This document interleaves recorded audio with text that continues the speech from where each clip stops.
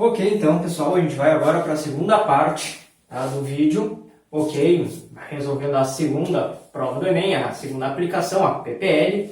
Começando pela número 1, está aparecendo na tela aí, certo?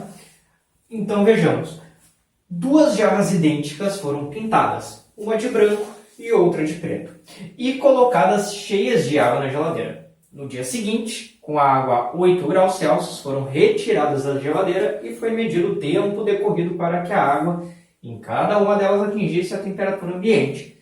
Em seguida, a água das duas jarras foi aquecida até 90 graus Celsius e novamente foi medido o tempo decorrido para que a água nas jarras atingisse a temperatura ambiente. Qual jarra demorou menos tempo para chegar à temperatura ambiente nas duas situações? Bem, aqui temos uma questão envolvendo, basicamente radiação de corpo negro e condutividade térmica. Vejamos, temos aqui duas jarras. Fazer aqui uma primeira jarra, a segunda. Supondo que elas sejam idênticas, com a exceção de que uma é pintada de preto, uma jarra preta, e a outra seja pintada de branco, uma jarra branca, certo?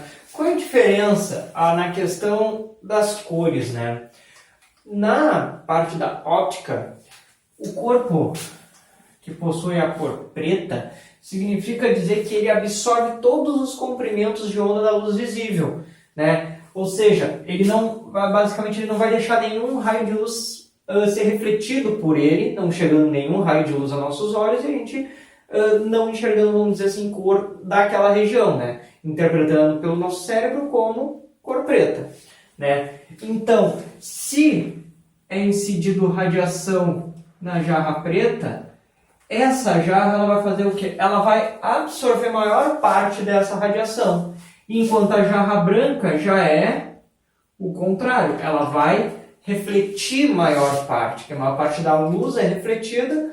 Então a gente acaba enxergando a cor branca ali, a soma de todas as cores. Ok?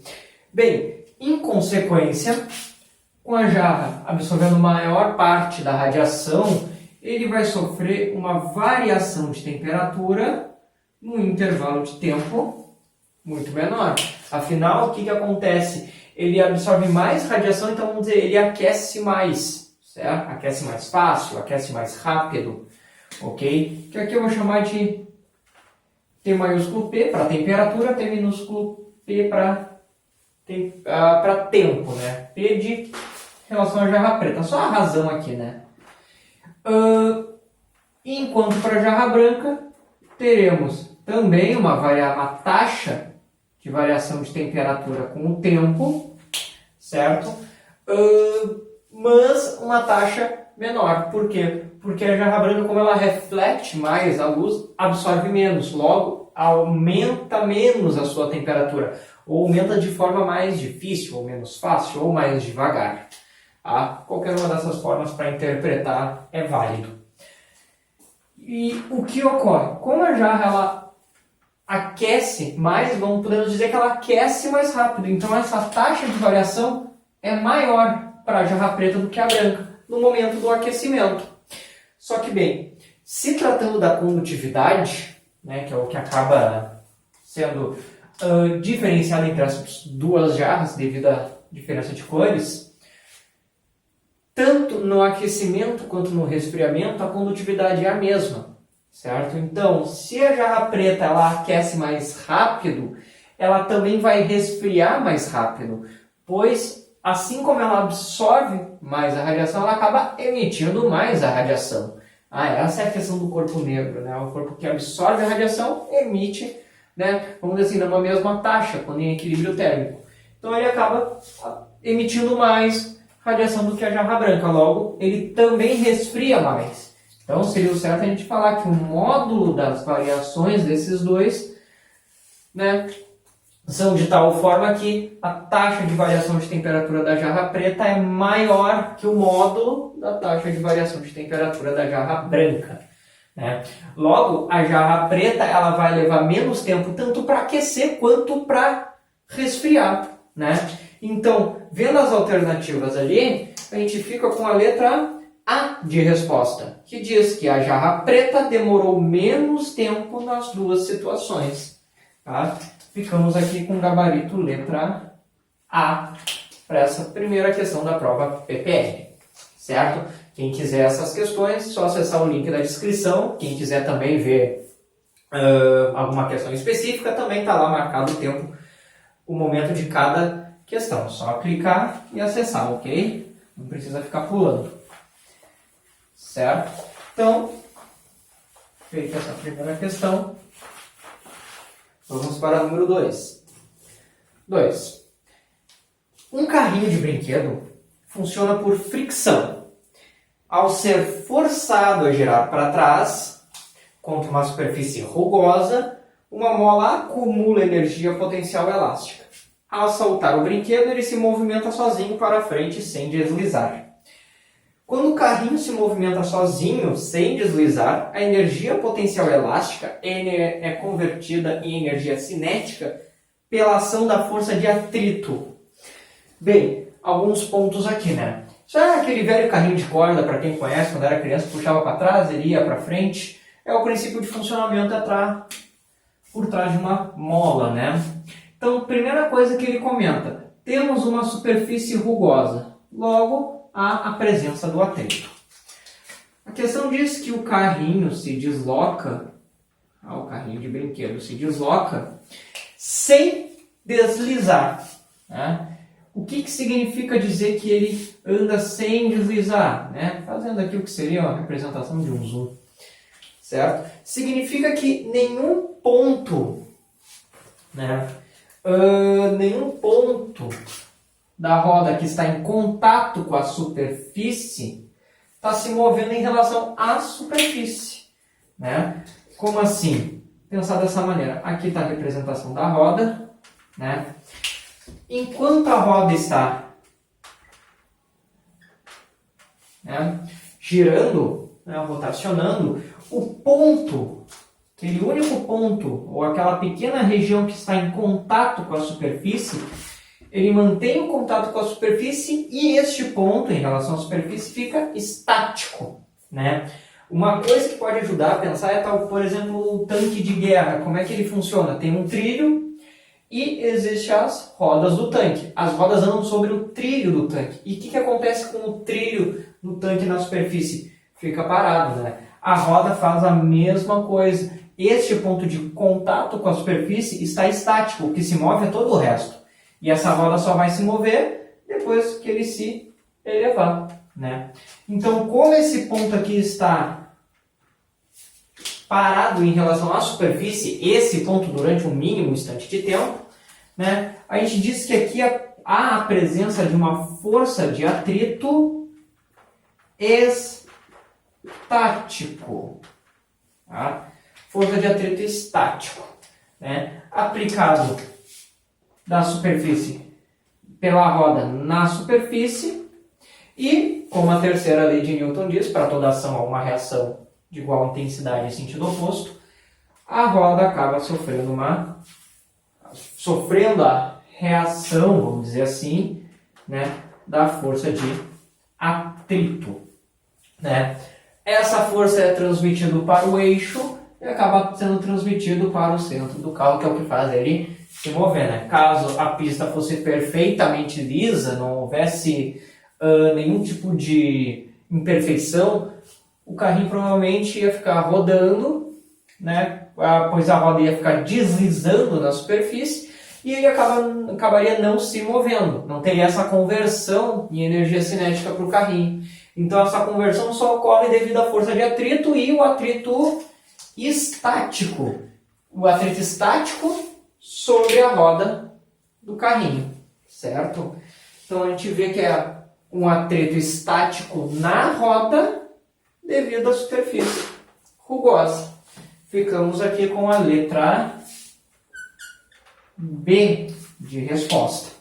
Ok? Segunda questão. Certo?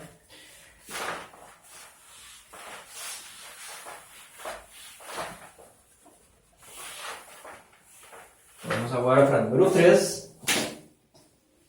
seguinte: para que se faça a reciclagem das latas de alumínio, são necessárias algumas ações, dentre elas. Primeiro, recolher as latas e separá-las de outros materiais diferentes do alumínio por catação. 2. Colocar as latas em uma máquina que separe as mais leves das mais pesadas por meio de um intenso jato de ar. E 3. Retirar por ação magnética os objetos restantes que contêm ferro em sua composição. As ações indicadas possuem em comum o fato de... Pois bem, então temos que avaliar aqui. O que temos no processo 1? É separação por catação. Ou seja, provavelmente vai haver uma esteira, né, onde vai ficar passando o material, e nessa esteira vai estar as pessoas basicamente selecionando através de força mecânica. Né? As pessoas têm que ir lá, recolher, retirar com a própria mão. Uma ação humana direta. Tá? Aqui temos ação humana. Ou melhor dizendo, também uma ação mecânica. Tá? Na primeira situação. Na segunda, fala que é colocado...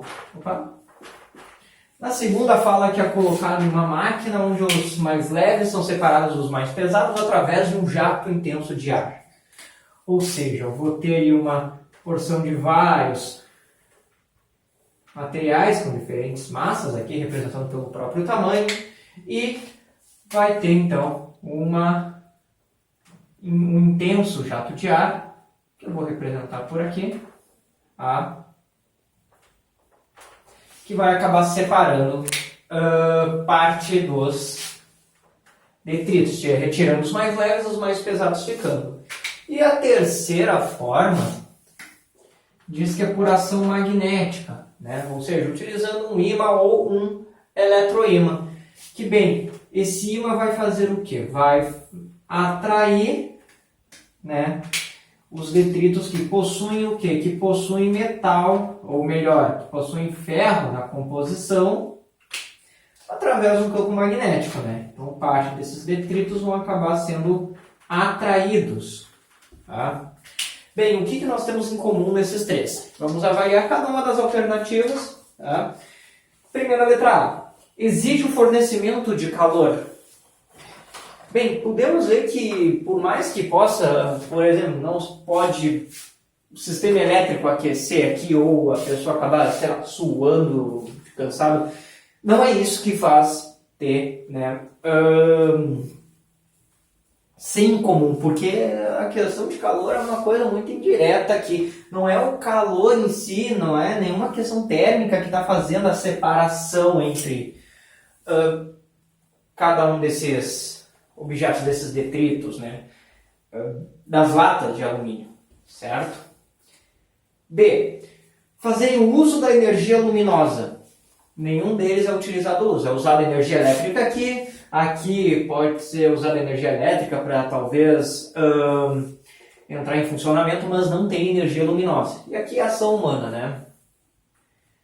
Não pode ser a letra B. C. Necessidade da ação humana direta. Ação humana direta é só na situação 1, é só na etapa 1, né, que existe o processo de catação. Na etapa 2 e 3, não vai ter uma ação humana direta. Né? Essa ação é mediada por algum equipamento, seja o equipamento de jato de ar, seja o equipamento usado para fazer o campo magnético. D. Serem relacionados a uma corrente elétrica. Bem, eu comentei que na situação 2 e 3 existe a questão da energia elétrica sendo necessária para o funcionamento, porém temos a ação humana aqui, né, que não vai se utilizar de corrente elétrica para fazer o processo de catação. E letra E, ocorre sobre a realização de trabalho de uma força, né, que vai ser a nossa resposta, porque em todos esses processos há a aplicação de força mecânica, seja para retirar a lata da esteira, seja para empurrar a lata com jato de ar, seja para atrair as latas através de um campo magnético. Então todas elas têm uma força sendo aplicada, causando um deslocamento, e então temos aí a ocorrência de trabalho acontecendo. Né? Essa questão fica como letra E de resposta, certo? Questão número 3.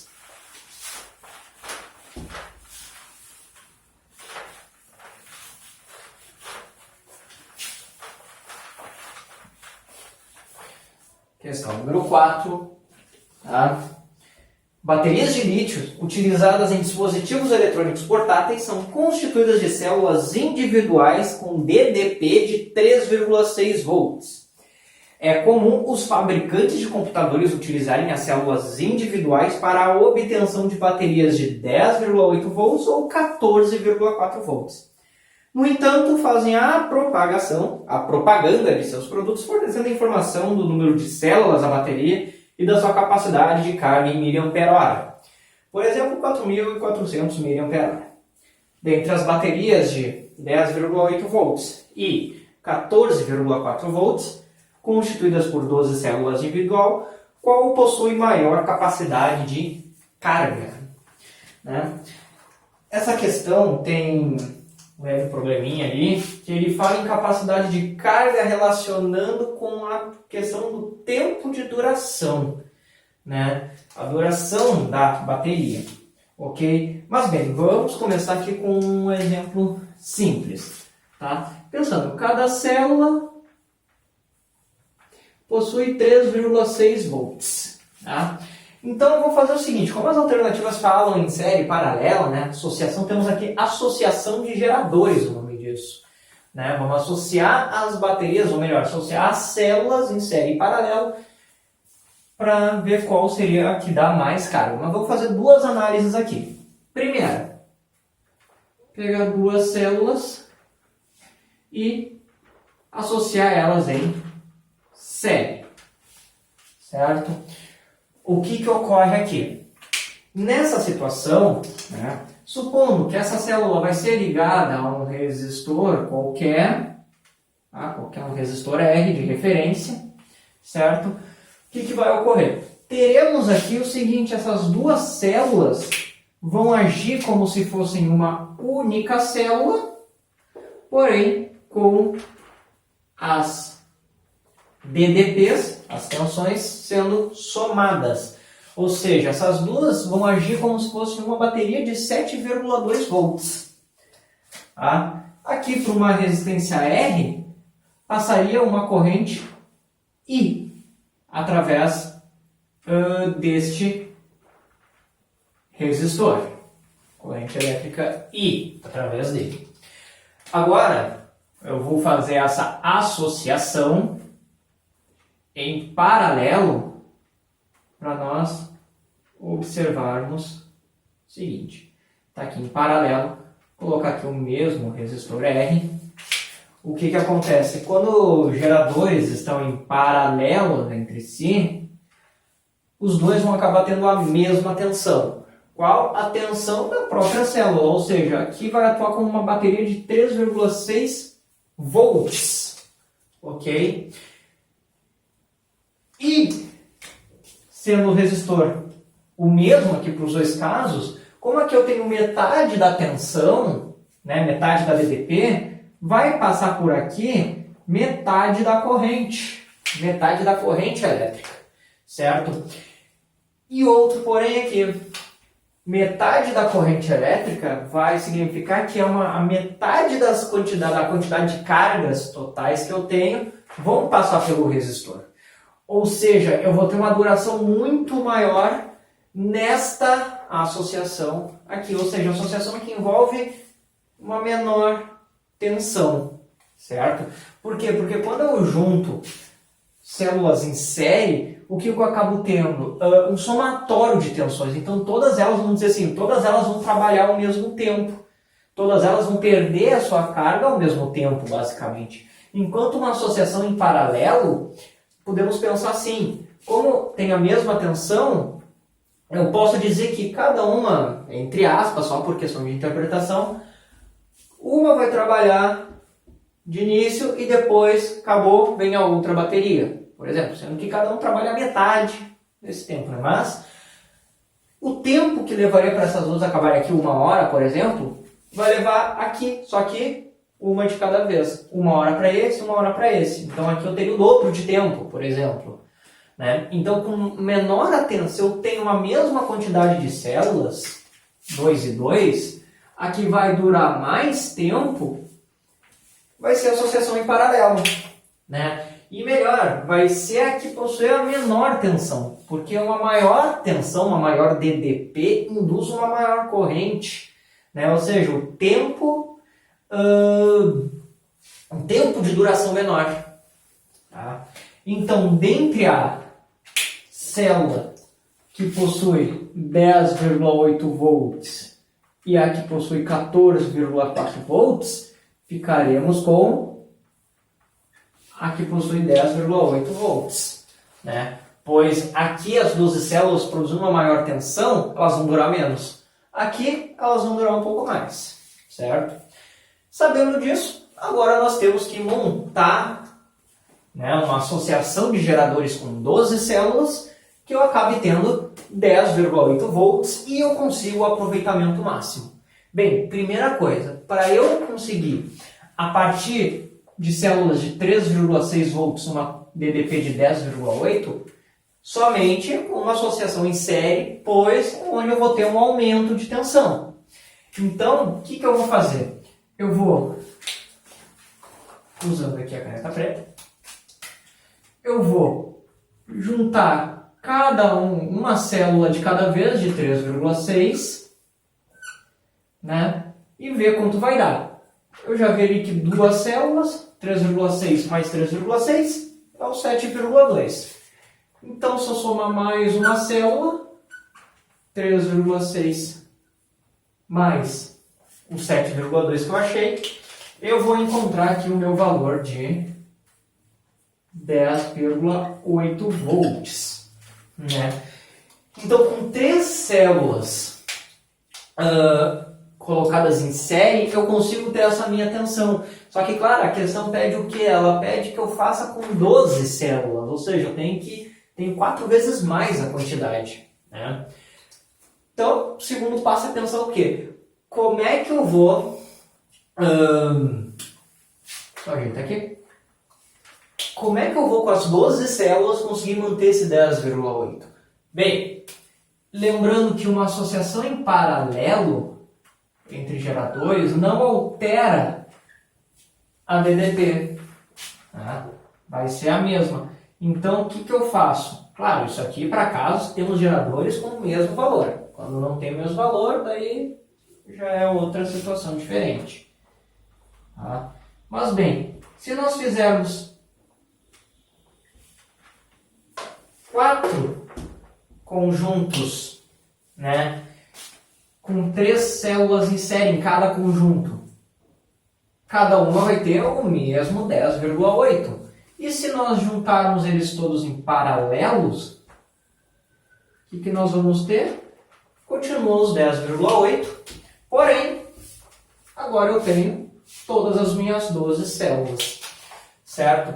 Então, a melhor forma de eu ter, né, a maior capacidade de carga seria o seguinte: eu ter 4 conjuntos em paralelo e esses 4 conjuntos com 3 células em série.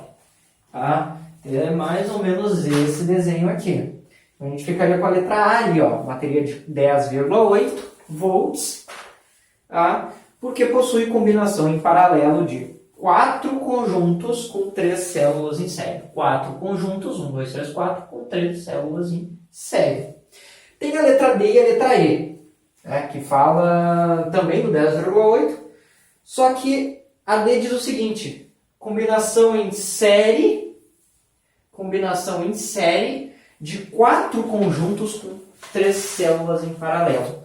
Ou seja, o que eu estou fazendo? Eu estou pegando 3 células em paralelo, fazendo isso aqui, e eu vou juntar com outros 4, né? Temos aí, ó, 4 conjuntos com 3 células em paralelo.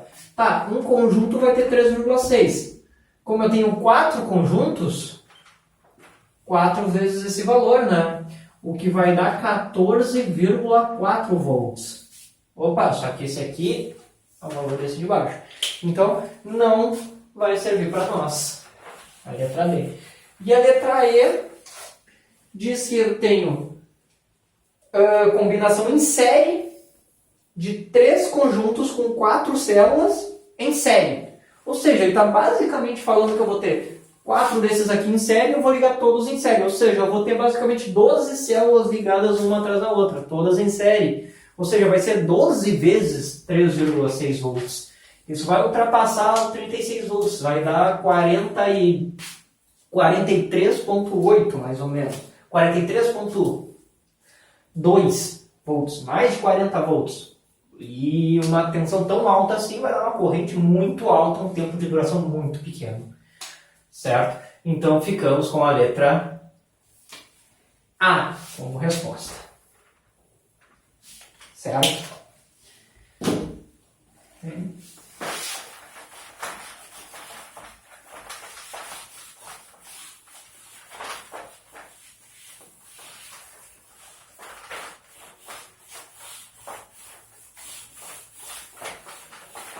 Agora iremos para a questão de número...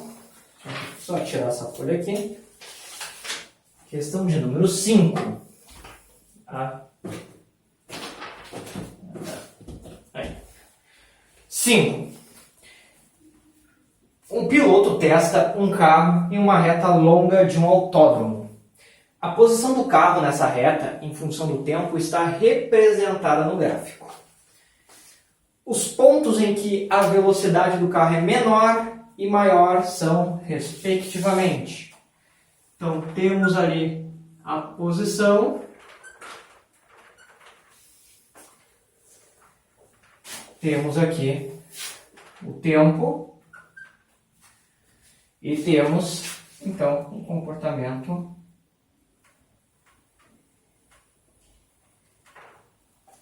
desse piloto, né? Aqui eu acabei exagerando um pouquinho sem querer. Aí. Então, olha, bem, vocês têm o desenho aí. K, L, M e N. Um problema dessa questão foi o seguinte. Ele fala simplesmente em velocidade. Qual é maior, qual é menor? Ele não fala se refere ao módulo, se refere ao vetor velocidade, se ele pega a questão do sentido, mas, pelo gabarito oficial, a gente induz que é pela questão do módulo da velocidade, né? Mas deveria ter especificado isso para não haver problemas. Bem, como é que a gente vê a questão do módulo da velocidade? Tá? Num gráfico de posição contra tempo, tá? Guardar a roxa que ela está acabando também. Pegar o laranja. Tá? O que nós temos? A linha, ou melhor, a reta tangente ao ponto. O que é uma reta tangente? É uma reta que vai bater em um único ponto daquela linha, né? Enquanto eu vou traçando uma linha horizontal junto. Mas bem, a reta tangente a este ponto vai me indicar, ou melhor, a inclinação dessa reta com relação à reta horizontal, com relação à linha horizontal, vai me determinar qualitativamente a velocidade. Ou seja, a gente vai saber se é grande, pequena, média. Né? E analisando aqui, temos estes valores. Tá? Se a gente for observar aqui no próprio desenho, né, vemos que a menor inclinação, o menor ângulo, tá, é no ponto M. A gente tem o menor ângulo, a menor inclinação, né, seja para cima ou para baixo. Pegar o valor, o módulo mesmo. Tá? Enquanto o valor maior, de ver que a maior inclinação é no ponto L, né? Então aqui nós já temos nossa resposta, os pontos M e L, né? Como tem posição por tempo, a inclinação da reta tangente ao ponto nos dá qualitativamente a sua velocidade. Então, se eu conseguir comparar, para eu comparar velocidades, basta eu ver a inclinação da reta, certo? Então, aí ficamos com a alternativa de letra C, nossa resposta. Tá?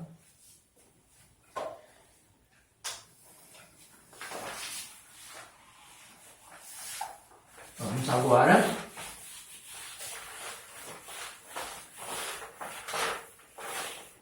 questão de número 6. Ao soltar um martelo e uma pena na Lua em 1973, o astronauta David Scott confirmou que ambos atingiram juntos a superfície. O cientista italiano Galileo Galilei, em 1564, 1642, um dos maiores pensadores de todos os tempos, previu que, se minimizarmos a resistência do ar, os corpos chegariam juntos à superfície. Na demonstração, o astronauta deixou cair em um mesmo instante e de uma mesma altura um martelo de 1,32 kg e uma pena de 30 gramas. Durante a queda no vácuo, os objetos apresentam iguais. Vou colocar aqui. Pois bem, então, temos aqui a superfície da Lua, né? Pedaço aqui da circunferência. Desenhando o martelo e a pena. Aqui, sem nenhuma resistência do ar, certo? Elas vão estar sujeitas à força de atração gravitacional da Lua. Tá? Essa atração gravitacional a gente chama de força-peso. Aqui, peso M do martelo e aqui PP, peso da pena. Tá? E outra informação que conhecemos também é que a força-peso sobre um corpo é igual ao produto de sua massa vezes a aceleração gravitacional. No caso da Lua, a aceleração gravitacional da Lua, né? Tá? A Lua está gerando um campo gravitacional, tá? G, né? G da Lua, certo? Que vem na proximidade da superfície da Lua é sempre o mesmo, né? Claro, para corpos muito grandes envolve a questão da distância, né? Mas próximo à superfície, sempre o mesmo valor, constante, né? Então, só aqui a gente já pode dizer que o que eles vão experimentar de igual é a aceleração gravitacional, né? Que é o que eles vão ter. Que a única diferença entre eles é a massa. Um deles 1,32 kg e o outro 0,03 kg, né? Transformando lá as gramas em quilogramas. Ok? E podemos descartar os outros. Por exemplo, inércia, que é na letra A, não é nenhuma grandeza física. A gente tem uma coisa chamada momento de inércia, porém não é esse momento que está sendo trabalhado aqui, né? Inércia em si é aquele conceito que Newton traz na primeira lei. Do B, impulso. Impulso, vai escrever aqui, impulso é um produto, força vezes intervalo de tempo.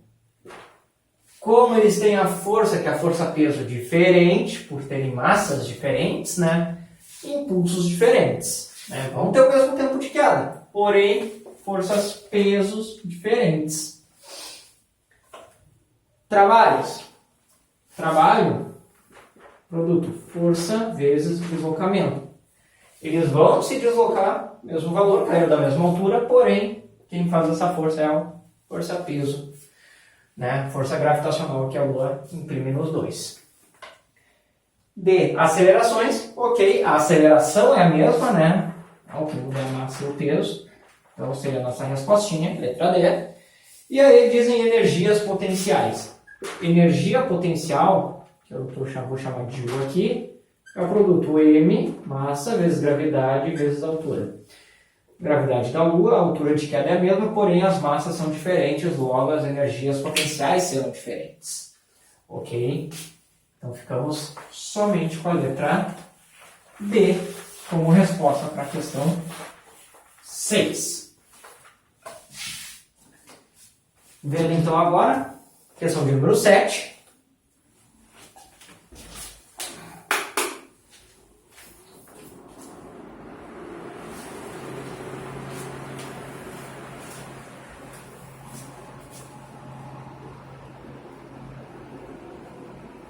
Ao dimensionar circuitos elétricos residenciais, é recomendado utilizar bitolas dos fios condutores e disjuntores, de acordo com a intensidade da corrente elétrica demandada.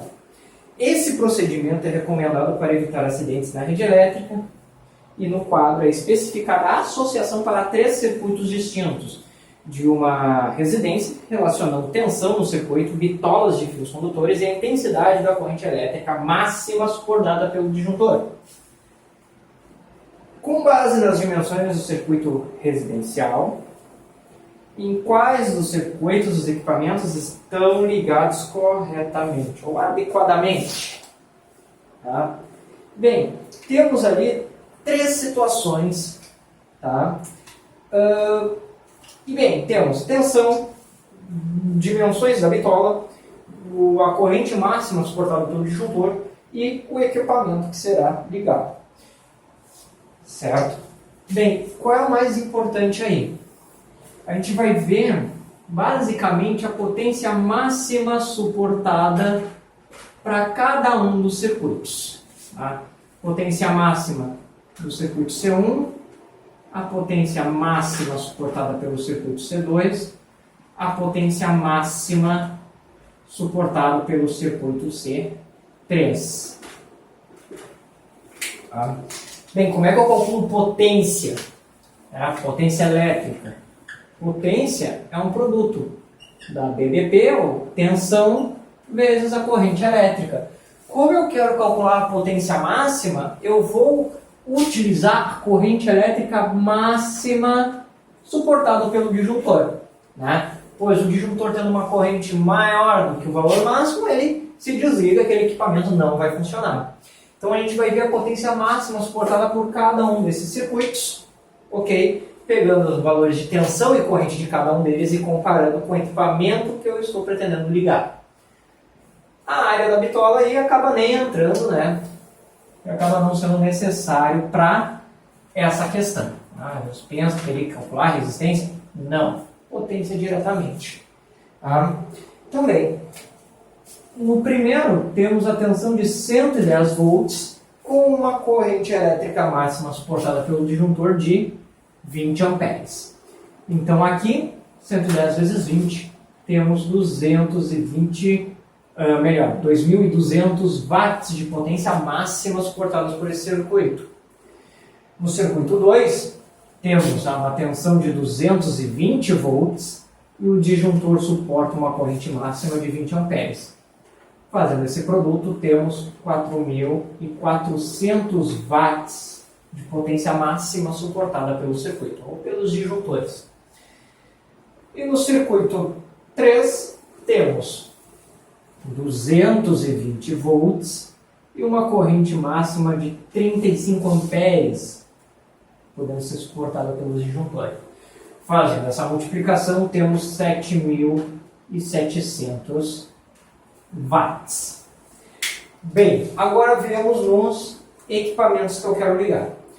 No circuito 1 eu quero ligar um equipamento de 4.200 volts, sendo que ele só suporta 2.200. Então eu não posso utilizar o circuito 1, ele não está adequadamente montado, porque eu vou utilizar um equipamento que possui uma potência maior do que o disjuntor aguenta. Não. No circuito 2 temos 4.200 watts, que é o equipamento que eu quero ligar. Tá? A potência máxima que ele suporta é 4.400, então está abaixo do valor limite, posso utilizar ele. E no circuito 3 eu quero ligar um equipamento de 6.600 watts. E o circuito suporta mais, suporta 7.700. Então o circuito 2 e 3 eles estão adequadamente montados, ligados. Certo? Então ficamos com a alternativa de letra E. Os circuitos 2 e 3, que é os que conseguem suportar essa potência do equipamento que eu pretendo ligar. Ok? Questão de número 8. Tá? Vemos o seguinte. Em uma manhã ensolarada, uma jovem vai até um parque para acampar e ler. Ela monta sua barraca próximo de seu carro de uma árvore e de um quiosque de madeira. Durante sua leitura, a jovem não percebe que a aproximação de uma forte tempestade com muitos relâmpagos. E a melhor maneira dessa jovem se proteger dos relâmpagos é, né? Pois bem, aqui a gente vai entender um conceitinho que é o chamado poder das pontas, né? Fazendo uma árvore, fazendo a barraca, pode ser tudo na mesma linha, e fazendo o quiosque. Tá? E, claro, fazer o carro. O carro não ficou muito bem feito aqui não, mas bem. Tá? Aqui o carro. Certo?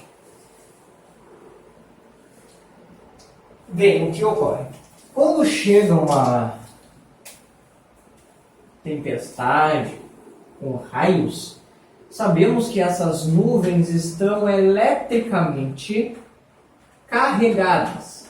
Ou seja, elas estão com acúmulo de cargas elétricas, sejam positivas ou negativas, né? Não vem ao caso. Esse acúmulo de cargas elétricas vai fazer com que a superfície, né, acabe tendo parte de suas cargas atraídas por essa nuvem, mas não chegando até elas. Então a gente vai ter o quê? Por aqui um acúmulo de cargas positivas, neste caso aqui, nesse exemplo, pode acontecer o contrário, só que em objetos pontudos vai haver um acúmulo maior de carga nas pontas. Então objetos pontudos têm um maior acúmulo de carga. Tá? O que acontece por causa disso? A probabilidade do raio atingir essas regiões é muito maior do que uma região não pontuda. Né? Então, o quiosque de madeira, a barraca, a árvore ou até mesmo o guarda-chuva que está nas opções, vão ser situações onde eu tenho maior probabilidade de cair um raio. Certo? Bem, por que eu não fiz isso no carro? Né? Porque o carro ele possui a chamada blindagem eletrostática. Ele é uma casca metálica, basicamente. Né? Pensar na carcaça, olha só o que nós temos. Nós temos o carro, fazendo bem maior aqui. Os pneus de borracha, então eles atuam como isolante elétrico. Certo? Aqui a barraca, tecido, quiosque de madeira e árvore de madeira também. Não tem nada de metal na composição, é metálico, certo? Então, vai ser basicamente o poder das pontas que vai definir a probabilidade. Mas aqui acontece o seguinte, o carro vai ter sim as cargas pontadas por uma certa direção, certo? E em consequência, na parte inferior, cargas de sinais opostos, certo? O que ocorre? Olha só. Por definição, o campo elétrico ele sai da carga positiva e vai em direção à carga negativa. Então, esse aqui é o campo em relação à superfície e à nuvem. Então, teríamos o quê? Um campo subindo dentro do carro. Só que o que acontece? No próprio carro, existe as cargas aqui também, criando um campo em sentido oposto. Esses campos se cancelam aqui dentro. Então, o campo elétrico no interior do carro se torna nulo. Sem campo elétrico, não vai haver passagem de carga elétrica, de cargas elétricas no interior do carro. Então, a probabilidade é zero de se levar uma descarga elétrica ou ser atingido por um raio dentro do carro. Isso que é o que a gente chama de blindagem eletrostática. Né? Então, ficamos ali com a alternativa de letra A como resposta. Resposta a letra A. Mas a melhor maneira é entrando no carro, certo? Os outros aqui não possuem essa característica de blindagem eletrostática, de carcaça, de uma casca metálica em volta, né? Tanto que o quiosque é dito, um quiosque de madeira. Se fosse feito, se falasse de alguma questão de aterramento, ótimo, poderia ser pensado também, mas não foi o caso. Ficamos com a letra A.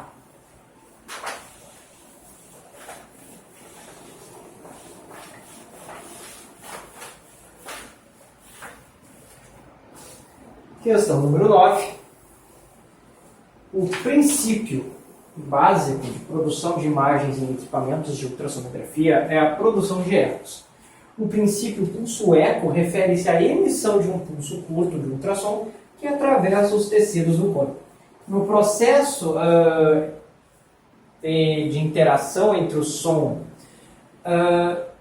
e órgãos ou tecidos, uma das grandezas relevantes é a impedância acústica, relacionada à resistência do meio à passagem de som, definida pelo produto da densidade ρ do material pela velocidade v do som nesse meio.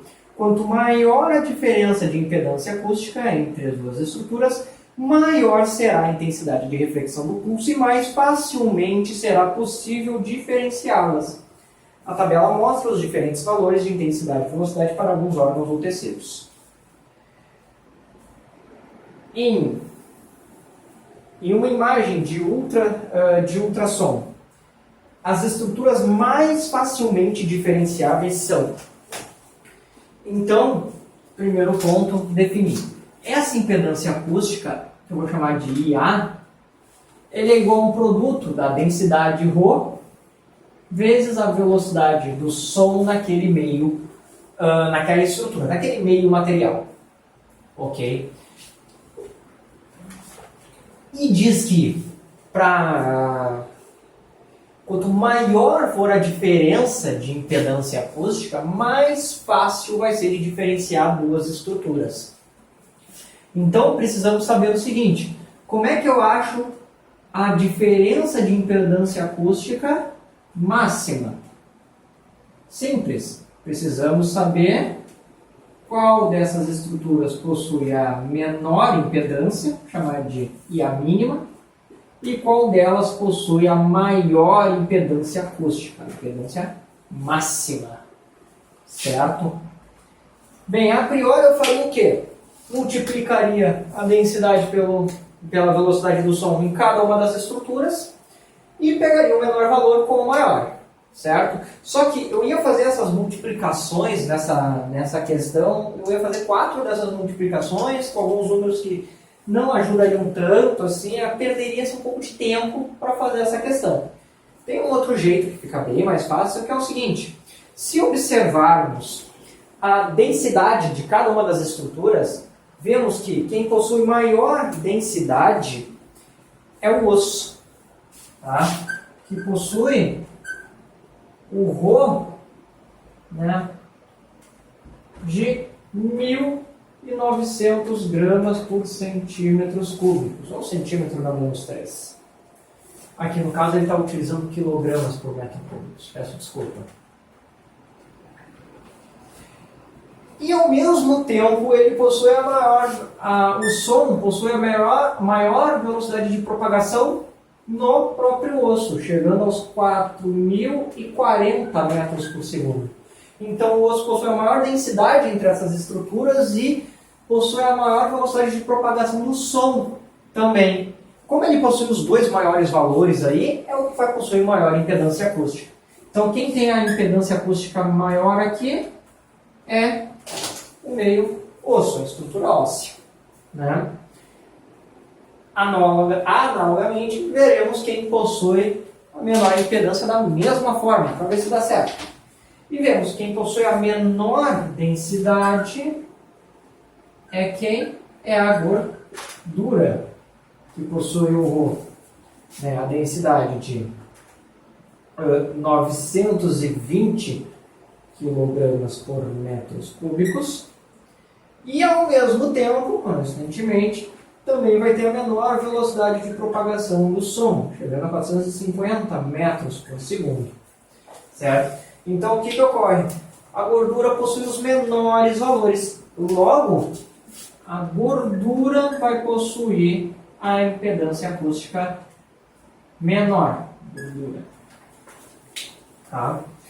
Então, como tem esses dois, a maior diferença vai dar entre esses dois. Então, esses dois serão duas estruturas que são mais fáceis de diferenciar através da ultrassonografia. Então, ficamos com a resposta alternativa letra A, osso e gordura. Claro, se eu não conseguisse ver, assim, perceber que os maiores estão só com um e os menores com o outro, teria que ser feita essa multiplicação, né, e acabar tendo que sim perder esse tempo. Mas como foi possível, né, então, para que fazer esse cálculo se a gente consegue observar, né, sabendo que os maiores valores vai dar o maior resultado. Ok? Então agora,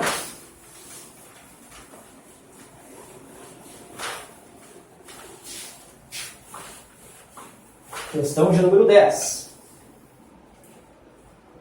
O elemento químico tório, TH, pode substituir os combustíveis fósseis e baterias. Pequenas quantidades desse elemento seriam suficientes para gerar grande quantidade de energia. A partícula liberada em seu decaimento poderia ser bloqueada utilizando-se uma caixa de aço inoxidável. A equação nuclear do decaimento do tório 90-330 é, bem, considerando a equação de decaimento nuclear, a partícula que fica bloqueada na caixa de aço inoxidável é o A.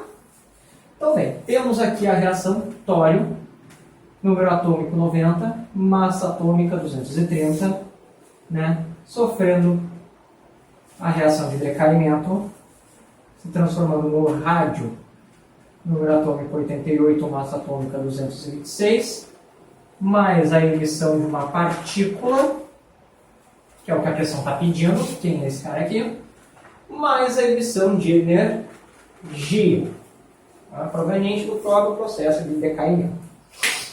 Bem, essa quantidade de energia, primeiramente, ele não vai alterar basicamente o valor da massa atômica, né? Essa quantidade de energia, mesmo fazendo aquela conversão massa-energia, aquela equação do Einstein, quem conhece o E igual a mc ao quadrado, né? Mesmo tendo essa relação, o valor é muito pequeno em comparação com as massas em si, né? O valor da energia convertida em massa. Então, não precisa ser considerado. Mas bem, temos aqui a questão de conservação de massa igual, né? Então, vejamos. Eu começo com um tório possuindo uma massa atômica de 230 e eu termino com um rádio com massa atômica de 226. Aqui eu tenho uma perda de 4 unidades de massa atômica, 4 Ma. Só que na natureza nada se cria nem se destrói, tudo se transforma, né? Para onde é que foram essas 4 unidades de massa atômica? Foram para essa partícula, né? Esta partícula que possui essa massa. A mesma coisa a gente vê com o número atômico, né? Que é a quantidade de prótons. Aqui eu tenho 90 prótons. Quando o tório decai para o rádio, ele se transforma, ele acaba perdendo 2 prótons. Isso também não acontece. Esses 2 prótons foram para algum lugar. E para onde? Foram para a partícula. Então o que acontece? Eu tenho uma partícula cujo número atômico é 2 e a massa atômica é 4. Bem, como o número atômico é 2, a gente pode supor que seja uma partícula, um núcleo de hélio. Só que o que é um núcleo de hélio? Né? Proveniente de um decaimento radioativo. Esse núcleo de hélio ele não está estável, ele está com uma quantidade de energia muito grande. Esse núcleo de hélio emitido por um outro átomo, por um outro núcleo, pelo decaimento radioativo, a gente denomina de uma partícula alfa. Tá? Partícula alfa, que é a partícula que acaba sendo confinada aí nessa caixa de aço inoxidável, certo? Então a gente ficaria com a letra A. Tá? Alfa. Certo? Questão número 10. Ok?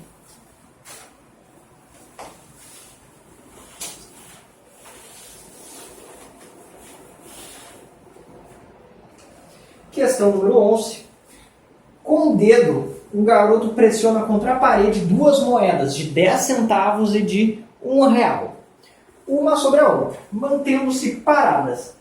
Em contato com o dedo está a moeda de 10 centavos e contra a parede está a moeda de R$1. O peso da moeda de 10 centavos é 0,05 newtons. E o da de R$1 é 0,09 newtons. A força de atrito exercida pela parede é suficiente para impedir que as moedas caiam. Qual é a força de atrito entre a parede e a moeda de R$1? Ok? Então, vamos começar aqui. Primeiramente, desenhando essa estrutura. Fazer a moeda de R$1. Vou fazer mais exagerado possível aqui, para a gente conseguir visualizar. Aqui a moeda de 10 centavos. Aqui, R$1. E aqui a moeda de 10 centavos. A questão diz que o peso de cada moeda. Então, eu sei o peso da moeda de 10 centavos, 0,05 newtons. Tá? E o peso da moeda de R$1, um pouquinho maior, 0,09 newtons. Okay? Que são perguntas sobre o atrito, mas não dá coeficiente de atrito nenhum. Né? Por quê? Porque a gente vai usar apenas esses dois valores de referência e a ideia da terceira lei de Newton. Né? Primeiro, vamos ver aqui na moeda de 10 centavos. Começar pelo corpo mais exposto ao ambiente, sempre. Vemos que ele está em contato com a moeda de R$1. Então, a moeda de 10 centavos vai ter, com a moeda de R$1, uma interação que vai gerar uma força que a gente vai dizer que é uma força de atrito, ou uma força de contato. Certo? Essa força de atrito entre as moedas, né, vai ser contra a tendência do movimento. Como a moeda de 10 centavos a tendência é cair, essa força de atrito na moeda de 10 centavos vai atuar vertical, e acabou o vermelho também, pegar verde, vai ser uma força vertical e para cima, tá? Sobre a moeda de 10 centavos. Porém, se a moeda de R$1 aplica uma força de atrito na moeda de 10 centavos, e melhor dizendo, até o valor dessa força, que é de 0,05 newtons, por quê? Porque essas duas forças elas têm que se anular para que a moeda se mantenha ali em repouso, como diz a questão. Elas não estão caindo, elas estão paradas. Né? Então, só redesenhar isso aqui um pouquinho melhor, botar um pouquinho mais para cá. Pode ser assim. Se a moeda de 10 centavos recebe uma força de 0,05 newtons na moeda de R$1, a moeda de 10 centavos aplica uma força de igual intensidade e sentido oposto na moeda de R$1. Veja aqui, ó, isso aqui é uma operação e reação entre as forças de atrito. Uma força para cima e outra força para baixo. Como é que eu sei que é para cima? A moeda de 10 centavos está em equilíbrio. Então, somente com uma força para cima de igual intensidade dá peso. Como é que eu sei que é para baixo? Para ação e reação, mesma intensidade, sentido oposto. Tá? E agora a última força, que é a que atua na moeda de R$1. A força de atrito entre a moeda e a parede mesmo. Né? Temos aqui, né, a força de atrito. Ok? Que para essa moeda estar em equilíbrio, estar em repouso, né, em relação à parede, ela tem que, nessa situação, se igualar à soma dessas duas. Né? Porque no equilíbrio, o somatório das forças, né, no caso aqui, vou supor que a tendência, que o sentido para cima é positivo e para baixo é negativo. Então, força de atrito aqui nesse caso positivo, menos negativo por 0,05, menos 0,09, essa força aqui que também é negativa, aponta para baixo. Num sistema em equilíbrio, a soma das forças deve resultar em zero. Como essas duas estão subtraindo, podemos fazer o seguinte, menos 0,05 menos 0,09 é igual a menos 0,14, igual a zero. Passando esse 0,14, subtraindo, passando para o outro lado, somando, temos que a força de atrito entre a moeda de R$1 e a parede é de 0,14 newtons, ou 0,14 newtons, ali, né? Vou ficar mais familiarizado, certo? O que condiz com a letra E, nossa resposta, certo? Questão de número 11. Feita. Então, com isso, vamos lá para o número 12. Ok. Só apagar aqui.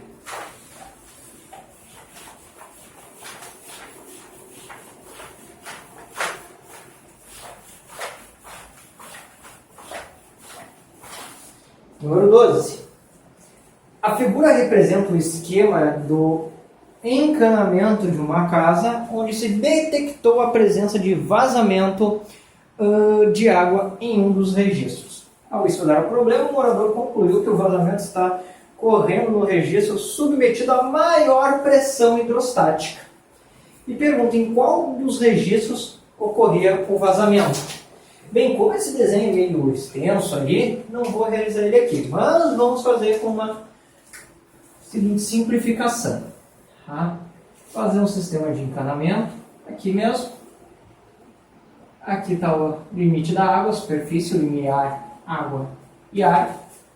Tá? Fazer o que seria um registro. E aqui fazer o que seria outro registro. Tá? E eu quero entender a pressão hidrostática em cada um deles. Certo? Pressão hidrostática, que eu vou usar o P minúsculo aqui, pressão hidrostática é igual a densidade do líquido vezes a aceleração gravitacional vezes a altura de coluna de água sobre esse ponto. Né? A pressão hidrostática num certo ponto de profundidade de algum fluido. A densidade desse fluido e o H aqui sendo a profundidade em que esse ponto se encontra. Bem, quando a gente fala em profundidade, a gente se refere ao quê? Pensando aqui como sendo o ponto A e aqui o ponto B. Aqui o ponto A vai ter uma certa profundidade e a profundidade é nada mais do que a distância vertical entre o ponto e a superfície desse fluido, a superfície desse líquido. No caso, a superfície da água ali. Tá? Enquanto para o B, vamos ter o seguinte, uma outra profundidade, pois ele está mais abaixo. Né? Independente do caminho, mas B vem depois, não nos interessa. Se falar em pressão hidrostática, a gente se refere a simplesmente profundidade, uma distância vertical. Ok? Esse B podia estar aqui do outro lado, aqui no outro canto do quadro, mas não fiz para não exagerar tanto. Mas só vai depender, teria a mesma pressão hidrostática por simplesmente ter aquela mesma profundidade, certo? Então, o que vai decidir quem tem maior pressão hidrostática é a profundidade, quem está mais abaixo do limiar entre água e ar. Né?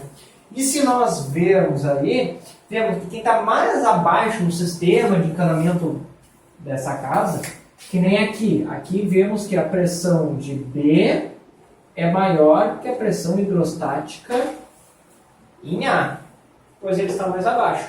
Na questão que aparece esse rede de encanamento, vemos que o ponto mais baixo, a pressão máxima ali, a maior pressão, está localizado no registro de número 2.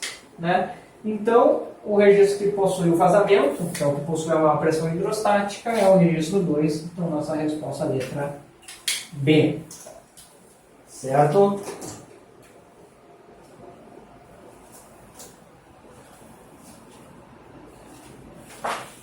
Vamos agora, então, para a questão de número 13. Assim, caminhando para o final da prova. O que diz a questão de número 13? Alguns modelos mais modernos de fones de ouvido contam com uma fonte de energia elétrica para poderem funcionar. Esses novos fones têm um recurso denominado cancelador de ruídos ativo, constituído de um circuito eletrônico que gera um sinal sonoro semelhante ao sinal externo de frequência fixa. No entanto, para que o cancelamento seja realizado, o sinal sonoro produzido pelo circuito precisa apresentar simultaneamente características específicas bem determinadas. Quais são as características do sinal gerado pelo circuito desse tipo de fone de ouvido? Então, primeiramente, para eu conseguir cancelar, né, o som do ruído, eu preciso fazer o que seria uma interferência. Tá? Uma interferência com esse som, né, que é provocado, que provoca o ruído, certo? Uma interferência que a gente chama de interferência destrutiva. Tá? Bem, a interferência ela ocorre quando eu tenho ondas em frequências próximas, tá? Ou seja, eu preciso, para cancelar esse som de ruído, primeiramente eu preciso tirar um som de mesma frequência, certo? Que é um dos pontos que ele comenta ali. Outra, para eu cancelar, eu preciso de mesma amplitude, certo? Né? Pensando assim, vou pensar numa onda que é transmitida desse jeito, tá? Aqui uma representação de onda qualquer, ok? Podemos pensar em questão de intensidade de campo com relação ao tempo para essa onda que se propaga nessa direção, tá? E outra onda que se propaga em sentido oposto. Porém, veja, quando essas duas partes, as dianteiras das duas ondas se encontrarem, o que nós vamos ter? Uma onda de amplitude para cima e uma de amplitude para baixo. Quando elas se encontrarem, o que vai acontecer? Uma vai tentar cancelar a outra, né? Por isso que eu preciso da mesma frequência. Elas têm que estar oscilando da mesma forma, para que sempre ocorra esse cancelamento simultâneo contínuo, né? Por isso frequências próximas, ou mesma frequência. A mesma amplitude para eu ter certeza que eu vou cancelar mesmo, que não vai ter nenhuma sobra ou nenhum ruído de fundo ali do próprio cancelamento, certo? Então, mesma amplitude. E veja que o outro ponto é elas estarem, que a gente chama invertidas, né? Essa aqui possui essa fase para cima e essa é a sua fase voltada para baixo, ok? E bem, que é a última questão que ele fala sobre a questão do ângulo, a diferença de fase, certo? Isso aí, puxando um pouquinho da função, pegando uma função senoide, tá? O que nós temos? À medida que o ângulo de abertura aumenta aqui, né, para o meu círculo, eu vou tendo uma altura diferente, vai aumentando. Se eu for pegar esse círculo com esse ponto rodopiando, girando, enquanto ele vai para o lado, eu vou ter basicamente uma situação assim. Tá? Eu vou ter oscilação. Né? Pensa que esse ponto vai estar girando, enquanto esse círculo vai deslocando. Né? Só que o deslocamento do círculo é mais rápido que a rotação. Mais ou menos. Então eu faria alguma coisa assim, mais ou menos. Ó. Se eu for pensar, faz aqui em cima. Ficou meio mal feito, mas deu para entender basicamente a ideia, tá, de como é que eu acabaria tendo a minha oscilação. E como eu quero que elas tenham as fases opostas, uma onda com a sua fase para cima tem que se encontrar com a outra com a fase para baixo. E qual é a diferença entre esses dois ângulos aqui? Bem, é uma meia volta, ou seja, 180 graus. Então a diferença de fase entre essas duas ondas tem que ser de 180 graus também. Então ficamos com a resposta letra B. Tá? Elas têm que ter sinais com mesma amplitude, mesma frequência e diferença de fase igual a 180 em relação ao sinal externo. Né? Então as ondas que eu vou usar para cancelar o ruído. Ok? Questão de número 13, certo? Falando de interferência, não, que complica essa questão de falar da fase do 180. Talvez de forma intuitiva pudesse achar, né? Pensando, tem que estar ao contrário, a onda ao contrário, meia volta 180. Mas igual dá uma leve confusão. Tá? Bem, questão de número 14, certo? Que é a questão mais complicadinha, mais trabalhosa assim, né? Então vamos lá. Para preparar uma sopa instantânea, uma pessoa aquece em um forno de micro-ondas 500 gramas de água em uma tigela de vidro de 300 gramas. A temperatura inicial da tigela e da água é de 6 graus Celsius. Com o forno de micro-ondas funcionando em uma potência de 800 watts, a tigela e a água atingiram a temperatura de 40 graus Celsius em 2,5 minutos. Considerando que os calores específicos do vidro e da sopa são, respectivamente, 0,2 calorias por grama grau Celsius e 1 caloria por grama grau Celsius, e que uma caloria é igual a 4,2 joules, qual o percentual aproximado da potência usada pelo micro-ondas que é efetivamente convertido em calor para o aquecimento? Ou seja, ele quer saber qual é o rendimento aí, né, do forno de micro-ondas. Primeiramente, então, a gente vai calcular a potência aí do micro-ondas. Porque como é que a gente vai achar o rendimento dela, a eficiência? É a potência usada, que eu vou usar P, pela potência fornecida, ou aproveitada, né? Vamos calcular primeiro a potência fornecida, que é a do forno de micro-ondas. E bem, potência, ela é nada mais do que um produto, energia, né?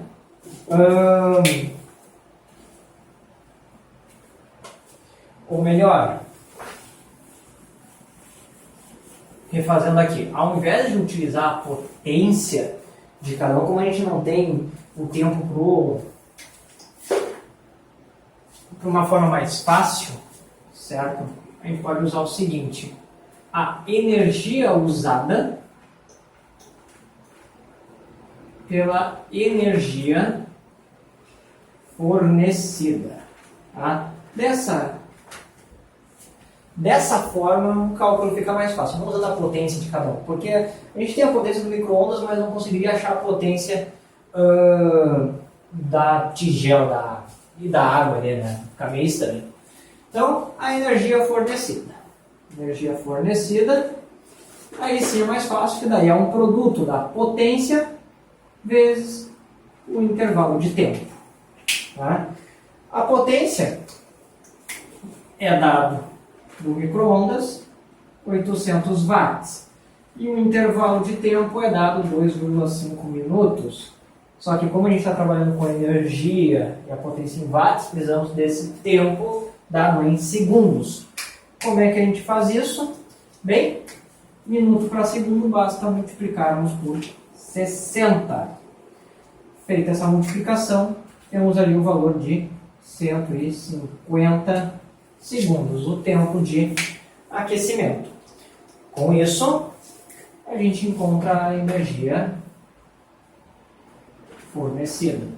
800 vezes 150, que vai ser igual aqui 120.000 joules. Ou também, para dar uma simplificar, abreviada, 120 quilojoules, né? Usar esse aqui fica um pouco mais fácil, tá? Até porque a gente vai usar um pouquinho do arredondamento, certo? Que ele fala de percentual aproximado e vê que a gente tem alguns valores ali com número depois da vírgula, né? Tá? Mas bem, isso aqui é energia fornecida. Agora, quanto é que é a energia usada? Essa energia usada, tá, é nada mais do que a quantidade de calor sensível transmitido para a tigela e para a água, né? Então, a quantidade de calor sensível vai ser o quê? Primeiramente, a gente vai calcular isso em calorias, pois é as unidades que estão dando dadas nas constantes, certo? Então, vai ser a quantidade de calor sensível cedida à água, mais a quantidade de calor sensível cedido à tigela. Sabendo que a quantidade de calor é o quê? Produto massa vezes calor específico vezes variação de temperatura, nós podemos reescrever essa fórmula aqui acima, né, fazendo o quê? Abrindo essa expressão em cada um desses dois T's aqui.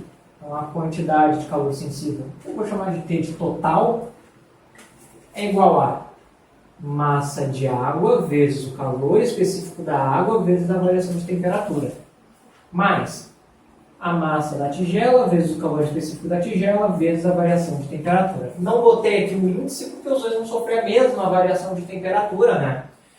Então podemos inclusive fazer o seguinte, para facilitar fazer uma conta a menos, como o ΔT é igual nos dois, eu posso colocar o ΔT em evidência, tá?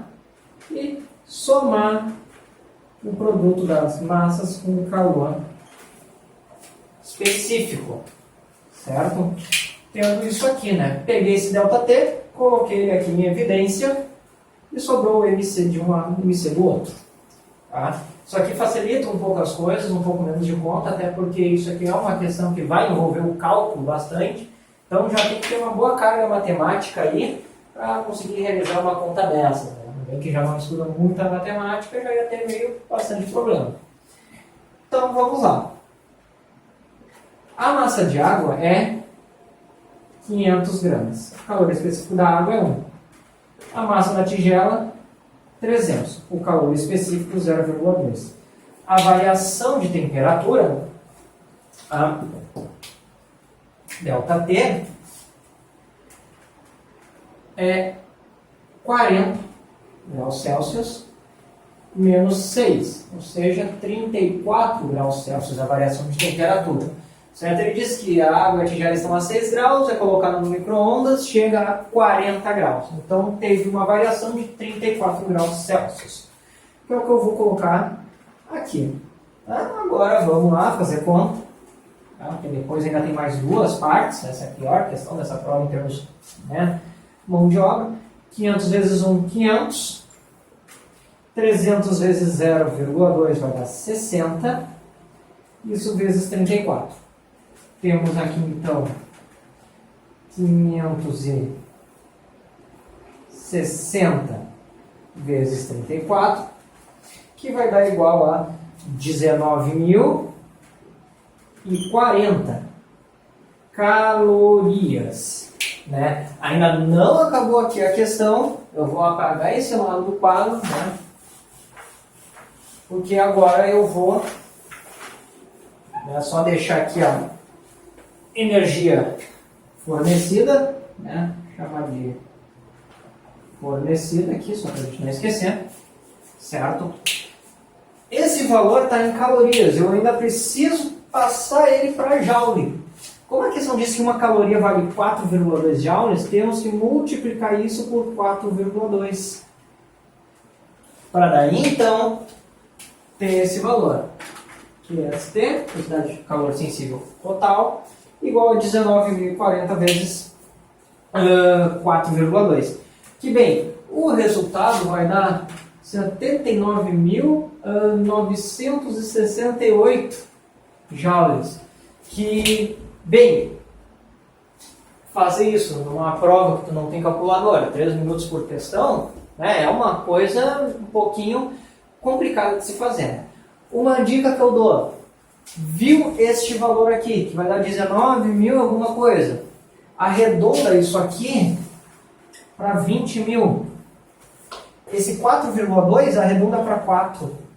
Tu vai fazer 20.000 vezes 4, que dá 80.000, que é basicamente esse valor, né? Aproximadamente 80.000 joules, que a gente ainda pode simplificar, 80 quilojoules, né? O valor da quantidade de calor sensível total, né? Então, às vezes, arredondar um valor ou outro é um pouco mais fácil, por isso que a questão acaba pedindo, né, o valor aproximado, certo? Então, para finalizar, o rendimento vai ser a razão entre esses dois, tá? 80 kJ por 120, podendo cancelar os zeros. 8 divididos por 12 dá 0,666 em dízima periódica. Isso em porcentagem, né? O rendimento em porcentagem daí o equivalente a 66,6%, 66,7%. e condiz com a letra D. Tá?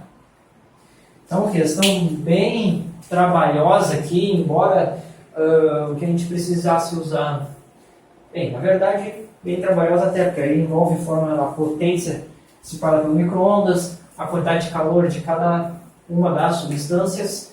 Então, realmente era uma questão mais trabalhosa aí da prova.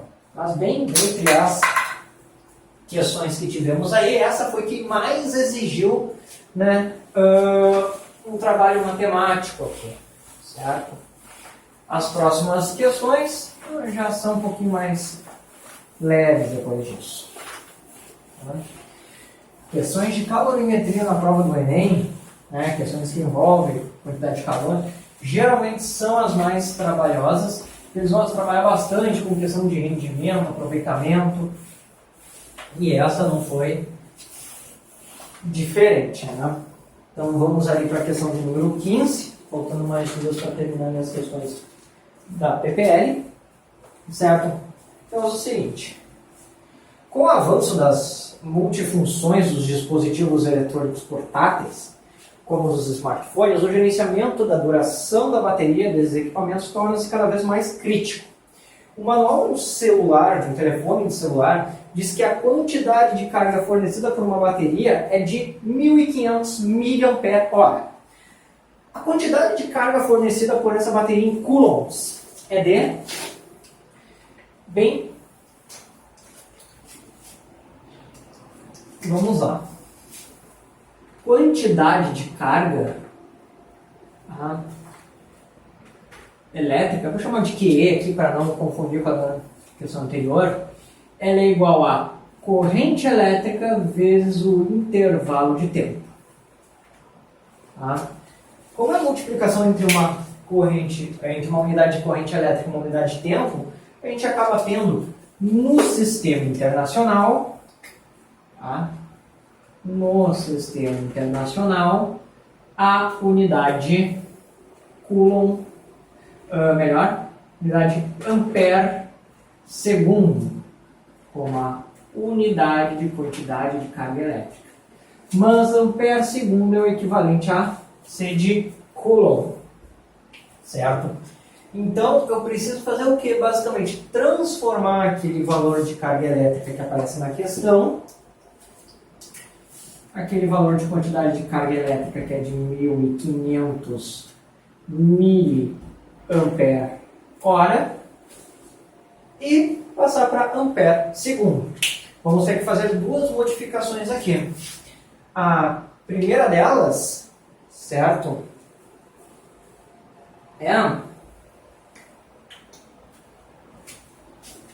o milli.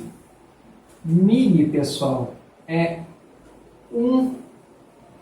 uma parte de 1000, ok? Então, primeiramente, eu vou basicamente multiplicar por 1 milésimo, ou o que é equivalente, dividir por 1000. Né? Multiplicar por 1 sobre 1000 é a mesma coisa que dividir por 1000, ok? Isso vale para qualquer valor que esteja no denominador. Dividir por um número vai multiplicar por 1 sobre a unidade de carga elétrica, 1,5 ampere hora.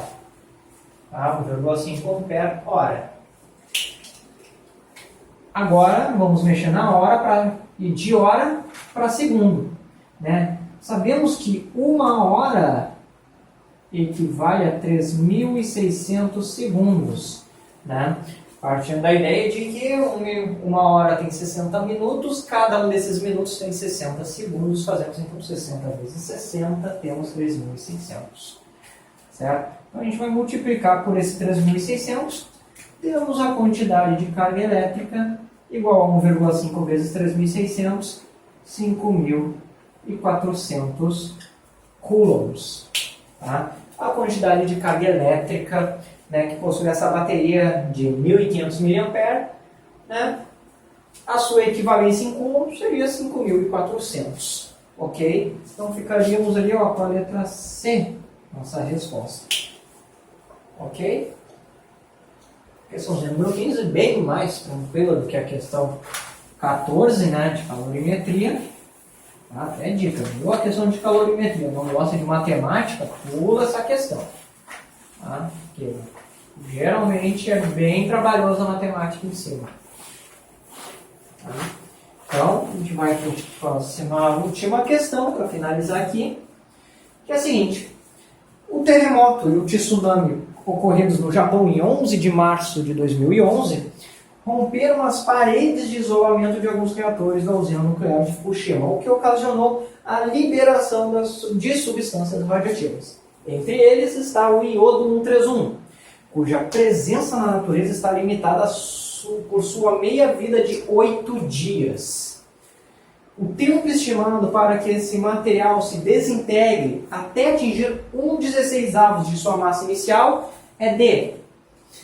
Então, a questão informa, né, o iodo com um tempo de meia-vida de 8 dias, certo? O que significa? O que é o tempo de meia-vida? É o tempo que leva para aquela substância chegar a sua metade da sua massa. Né? Então, a cada 8 dias, o valor da massa de iodo se reduz pela metade. Ok? O que eu quero dizer então? Se, por exemplo, eu tenho 1 kg de iodo, após 8 dias, eu vou ter meio quilo. Após 8 dias, 1/4. E por aí vai. Ok? Mas bem, vamos fazer com essa mesma ideia já com os valores ali. Ele diz que eu tenho uma quantidade X e ele quer que eu chegue a 1/16 desse X. Então eu vou dizer que eu tenho uma quantidade inicial M. Após um tempo de meia-vida, eu vou ter essa quantidade M de massa, divididos por 2. Após outros 8 dias, outro tempo de meia-vida, este valor novamente se reduz à metade. Então, de meio vai para 1/4. Né? Lembrando, cada tempo de meia-vida, eu divido a quantidade que eu tenho, né, restante por 2. Então, mais um tempo de meia-vida aqui. Eu vou para M sobre 8. E para finalizar, no último tempo de meia-vida, M sobre 16. Né? Fazendo a divisão por 2, eu vejo que eu cheguei ao valor que eu queria. 1/16 daquele valor inicial que eu tinha. Se aqui fosse 1/16, né? Então veja, para chegar a este valor, eu levei 1, 2, 3, 4 tempos de meia-vida. Então o tempo total, que eu vou chamar de T maiúsculo, vai ser igual a 4 vezes o tempo de meia-vida. 4 deles, ou seja, 4 vezes 8, deu então 32 dias. O nosso tempo de meia-vida. Claro, isso aqui é a forma mais fácil de se fazer. Né? Caso tivesse tempos de meia-vida bem maiores, nós temos uma expressão, né? Que é a massa em função do tempo. Isso, para quem gosta de fórmula, vai ser basicamente uma PG decrescente. Tá? É a massa inicial, M0, divididos por 2, tá? Elevado a tempo total, divididos pelo tempo de meia-vida da substância. Né? Isso aqui tudo é um expoente do 2. Então, para evitar de usar essa expressão, fizemos pelo método de tentativa. E chegamos ali na letra D. Certo? Então, com isso, finalizamos aí a correção da prova do PPL. Né? Finalizamos então a correção das duas provas do Enem. Ok? Então aguarde que o próximo vídeo vai ser a correção da prova de 2019. Certo? Tanto a primeira e a segunda aplicação. Certo? Eu espero que tenha ajudado vocês. Quaisquer dúvidas podem mandar e-mail. O e-mail vai aparecer no final do vídeo. Ou podem postar nos comentários. Certo? Desejo a vocês bons estudos e até a próxima.